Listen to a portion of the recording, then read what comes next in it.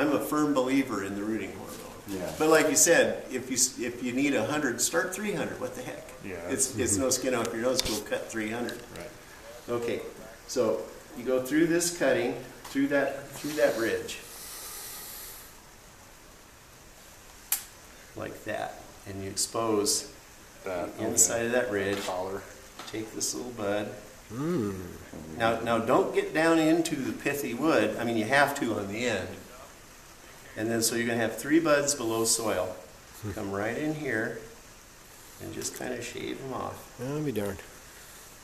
And expose that green, Okay, so because you're not, that's where the roots are going to come from. okay, I Now- didn't do that before. Yeah. Now on other plants, We didn't either. you know, you have those little, like you look at an apple tree, the scion on an apple, and it has those little white bumps or apricot. Well, those are latent buds. You just scrape the top, and those will make roots. Not that way on a grape. So we come through here, and we do our little expose. Now, if you were going to use rooting hormone, you would just dust it onto them and tap them off. Then go up here, and when you're selecting your cutting, look for something. You know, it's always good to start with good spunky buds on the top. And when you're out gathering, another thing is, because I don't know if you've ever noticed grapes. Plants, the bud always goes up. Grapes, sometimes they don't. Yeah. And if you start it upside down, it will not go. So, We so always base- talked about that. We angle the top and the bottom's flat. Just Yeah, to make sure yeah, you have okay. the proper- Base and 4 buds. Trim the, see, we've got 1, 2, 3 below. and did you trim that one too? No, No, the keep two, the 2 above we leave alone. Okay. Okay. And one or the other will go. Okay. So then, and this is where your soil mix is important. It needs to be able to retain water well enough, because if you're using the rooting hormone, you don't want to go out there and water it and wash it off. Okay. So you get your soil mix needs to be well drained, but retain moisture. So you take, and now this is one of those little things. Intuition tells you use the stick to make its own hole. That's going to rub off the. It'll rub off the powder if you're using it. Yeah. So I take something, like a long-handled knife or something, and I make a hole. What I do is I take my tool and I lay it alongside, put the tip there, mark the blade, and just go to the bottom and make my hole, stick it in. I was kind of smart about that. I used a vine stake. And Yeah, right. Yeah, and then pack the soil, tight around it.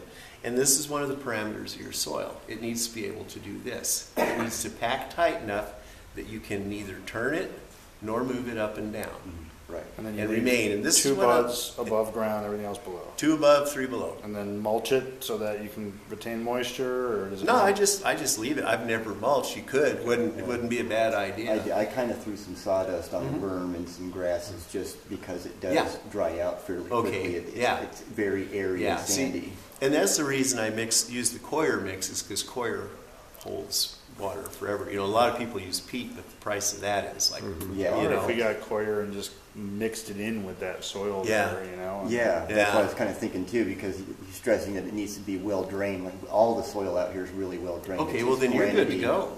You're Well, in the let's spot. show him that soil over there. I'll see Okay. what he thinks, because So it's all anyway, relative, Yeah. I mean, So anyways, you just pack it tight, give it this test, up and down, try to turn it, and it should be tight. Yeah, that's basically. Can I get a copy of that when you're- any kind of. Yeah. Sure. And I like to get give the him my email soil address. wet enough, Something. assuming it'll hold moisture that long. And I prefer not to water it again until I see some movement. Okay. And now in the greenhouse, which is, maybe we're comparing apples to oranges, because it's humid Far more controlled environment. and it's far more controlled environment. These things will start going in a week. And What kind of temperature? my greenhouse basically this time of year is upper 50s, 62 in the morning, and then I'm holding it mostly around 90 during the day, which is kind of about where we're at right now. Yeah. So this would be a good time to do this. So this would be a real good time. Okay. And once you hydrate these things, you might start clipping on them and go, wow, night and day. I have found with grapes almost anything goes, but generally speaking, the thicker cuttings do take off and make a better plant sooner. Okay. And does it matter whether it's one? I mean, is 1 year better than 2 years, than 3 year, or 4 year, or anything like that? You know, once it starts to get woody. Well, it needs to be the nice smooth. Okay, the scion. So most recent. Yeah, last summer's growth is your best bet. I have started old stuff when people had an old vine and they wanted to save it. We've got a few down there, and they look like they're doing okay. Yeah, and they go too. But as far as vigor, and of course, mind you, my program, I grow them in pots and sell them at the farmer's market. So what I'm after is a shiny new plant quickly, and because I have started the old ones for people, that same as that we were talking about the guy my grandma was born under that tree. Right. I've started a lot of stuff on those terms, and once it gets into its second year, it doesn't matter what you did. It's happy or it ain't, but I've not seen one that ain't. Right. They're pretty happy after second summer, man, they just go bonkers. Okay. Yeah, like I said, the intended purpose with these was just to get them to root out and take, and if all the ones that have roots left next spring will dig up and transplant. Yeah. Now, I think his name was Gary that used to work here, the plant pathologist dude. Yes. He had mentioned trying to grow some stuff on own roots here. He said he didn't think the phylloxera was a problem here. Have you guys? We haven't seen any signs of phylloxera at all. We've had teeny little bits of Pierces. Oh, okay. And we had a couple of years. It seems like in general here we get cold enough to keep that out. Okay. Otherwise, we've got crown galls are only big problem here. Yeah. Otherwise, I haven't seen no signs of phylloxera or any other disease. Yeah, because I would be tempted to try just growing some on their own roots. Right. A lot of people are doing it. Because then you could do this except just interplant. Right. And boy, with that shade and shelter and out of the wind, man, those would really take off on you. But it would be a gamble, plant on their own roots, because then you could 10 years from now you could wish you Phylloxera had. might wipe the state out. Yeah. 10 years from now you could wish you hadn't done that. I mean, the good thing is this vineyard in particular is very isolated. Right. Yeah. So this would probably be our lowest risk site. You'll actually just have a bud more.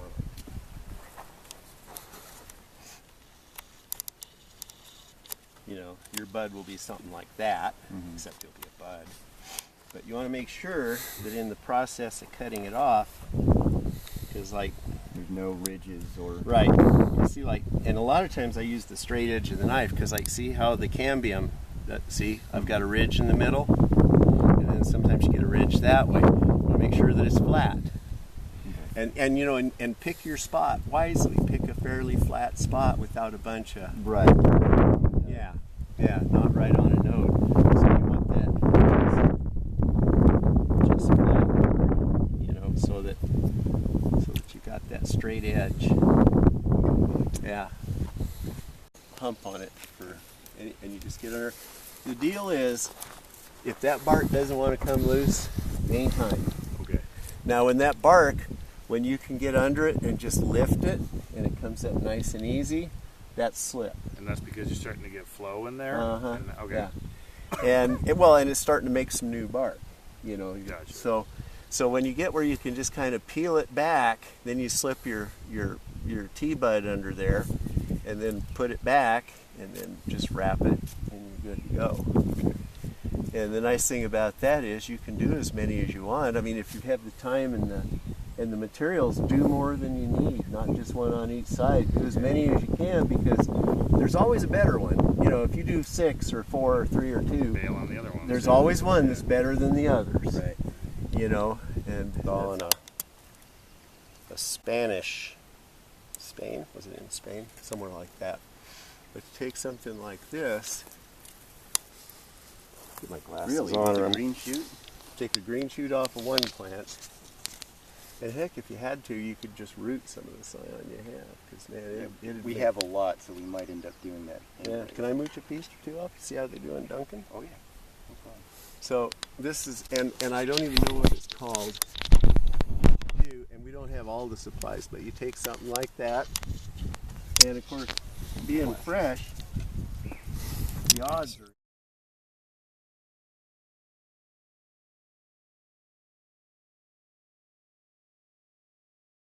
Wrap them in something wet, like not dripping wet. I would, between now and when you're ready to get going on this, I would wash them off real good. I'd run water over them, hydrate them, maybe even just stand them upright. Are they indexed all up? Yeah, they're all stand them in a bucket of water and let them get a good drink. Okay. I mean, I hesitate to bring them out and warm them up because they might start moving, but if you don't do something a week from now, and it's going to take you a while to get that done. Yeah, I can't do it because, like I said, in 6 or 7 days, I'm going to leave. Right. So where the art comes in is, okay, we're taking a chance on, when we hydrate them, we're taking a chance on warming them up and starting them moving, but the way they are, they're not going to be good anyway, So I would think I would get them hydrated, and then I'd wrap them in like a wet towel, and then you don't have a refrigerator around here. No not electricity, one that we right? could use. Yeah.